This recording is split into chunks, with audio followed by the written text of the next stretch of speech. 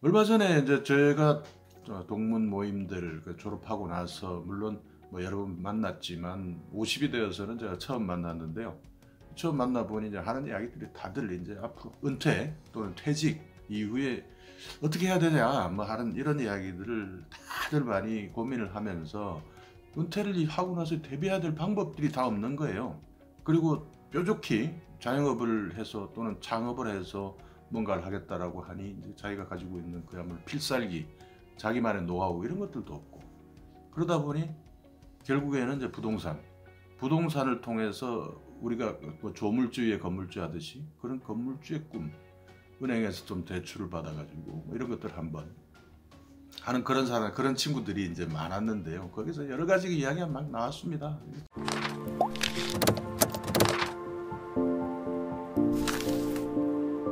또 거기에서 심지어 이제 고시원 이야기까지 나왔는데 그런 것들이 하면 안정적으로 수입이 될 수 있을 것이다 라고 뭐 이야기를 하던데 제가 여기에서 한마디 내가 친구들한테 이제 짚어준 것이 이거예요.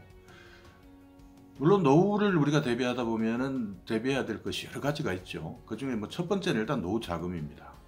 그다음에 두 번째는 노후에 내가 어떤 그러니까 어떤 일을 할 것이냐. 일단 여러분께서 오래 하실 수 있느냐. 그게 중요한 거거든요. 좀 창업을 한다 하시더라도 여러분께서 직접 관리를 하신다는 그 전제하에 70까지 창업을 지금 해서 하실 수가 있을까요? 노동 강도라는 게 정말 대단합니다. 여러분 자영업 안 해보셔서 그렇지 실제 자영업하는 친구들이요. 웬만큼 부지런하지 않고서는 그 자영업 힘들어요. 그렇게 해도 탁탁탁 다 쓰러져 나가는 것이 자영업인데 이 자영업을 아무 대비 없이 준비 없이 이렇게 하다가는 거의 뭐 90%다 망한다 이렇게 보시면 되는 것이고 그런 것들 외에 생각을 하다 보니 은퇴를 생각하다 보니 이제 이 부동산과 관련된 이런 정보들에 대해서 이제 관심을 갖기 시작하는데요. 뭐 원룸이라든지 아니면 그런 비슷한 형태로 해서 그러면서 노후를 조금 풍족하고 시간적으로 여유를 즐기자 라고 하는 사람들 그런 꿈을 가지고 있는 친구들이 많이 있었는데 최근에 여러분들 보시다시피 군산이나 아니면 거제도나 아니면 포항이나 울산 이런 곳 한번 가보세요. 그분들은요 지금 그런 꿈을 가지고 원룸들 짓고 신축하시고 했다가 지금 거의 다 지금 망하는 것이 아니라 그야말로 죽기 일보 직전입니다. 그런 고통들을 빚더미에 올라앉아서 겪고 있는 그런 상황들이고 그래서 부동산이라면 이 정도 여러분께서 조금 트렌드를 알고 계셨으면 해서 오늘 영상을 제가 제작을 하는 것인데요. 여러분 혹시 맥세권이라고 들어보셨습니까? 슬세권이라고 들어보셨습니까? 병세권이라고 들어보셨습니까? 말이 다 이게 부동산에서 막 지어놓은 이야기인데요. 과거에 우리 때는 그렇지 않습니까? 지금 강남 부동산, 대치동 부동산 뭐 이렇게 하는 학세권이라고 그랬죠. 학원 또는 학교 이런 걸 통해서 부동산의 가치가 상승이 됐던 것이고 근데 요즘에는 재밌는 게 슬세권? 나 참 그 이야기를 좀 들으면서 놀랬던 게 이 슬세권이 뭐냐 슬리퍼 신고 그냥 추리닝이나 슬리퍼 딱 신고 그냥 쫄쫄쫄 나와서 가면은 내가 가고 싶은 커피숍 내가 영화 한 편도 볼 수 있고 할 수 있는 그런 편의시설이 갖추어진 곳에 역세권처럼 슬리퍼 신고 갈 수 있는 반경 몇 테두리 얼마에 이런 것들이 있느냐를 기준으로 해서 슬세권 이라는 그런 신조어가 있고요. 또 별세권이라고 하게 돼요. 별세권은 뭐냐면 스타벅스 스타가 별이지 않습니까? 그것도 마찬가지 뭐 슬세권이라는 것과 비슷한 말이고 맥세권 맥도날드가 내 주위에 얼마만큼 가까이 있느냐 이런 것들이 소위 부동산 투자에 또는 부동산 가치의 기준이 되는 시대가 된 것입니다. 그리고 병세권은 여러분 바로 상상이 가시죠? 병원입니다. 이 병원이 내가 이제 가까이 있어야 된다라는 이런 부분인데 이 부분들은 아마 조금 나이가 드신 분들 이제 슬슬 아프기 시작하시는 분들을 이제 중심으로 하는 이야기들인데요. 여기에서 여러분들의 트렌드를 발견하셔야 되는 겁니다. 저는 이런 병세권이든 슬세권이든 맥세권이든 신주 안에 들어가 있는 이런 것들의 카테고리 안에 들어가 있는 공통점이 뭐냐?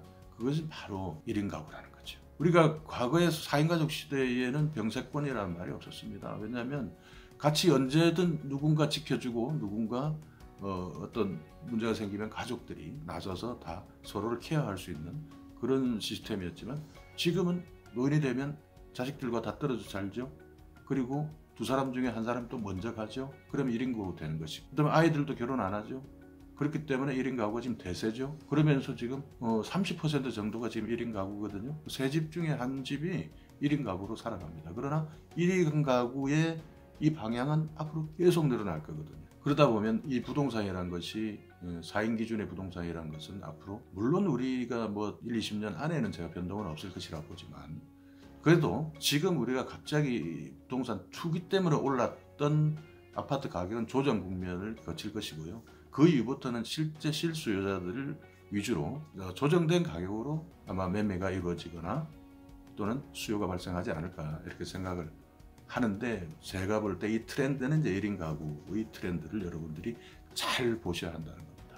그리고 여러분들이 은퇴를 준비하면서 그런 투자를 하셔야 된다면요, 정말 실세권, 맥세권, 병세권 이런 개념을 파가지 않으시고 그냥 원룸이나 한번 뭐 지어서 또는 원룸이나 한번 사서 뭘 해보겠다라고 하시다가 잘못 하시다 보면요, 그야말로 빚더미에 앉게 되는 그런 결과가 되기 때문에, 여러분께서 혹시 노후 준비를 하시면서 부동산 또 건물주를 꿈꾸셨다면 이 1인 세대 1인 가구의 트렌드와 그 다음에 그 1인 가구 원룸 같은 오피스텔 같은 이런 것들을 둘러싸고 있는 주변 지역을 판단하실 때 요즘 친구들이 만들어 놓은 이 신조들에 대한 이해를 먼저 하시고 좀 접근해 주시는 것이 좋지 않을까 하는 그런 마음에서, 오늘 여러분께서 뭐 은퇴에 대한 준비할 부분 되게 많죠.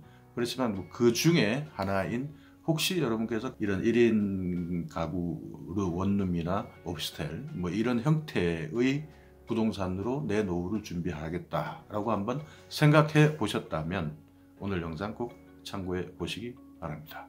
그리고 오늘 영상 조금 도움이 되셨다면 구독, 좋아요 눌러 주십시오.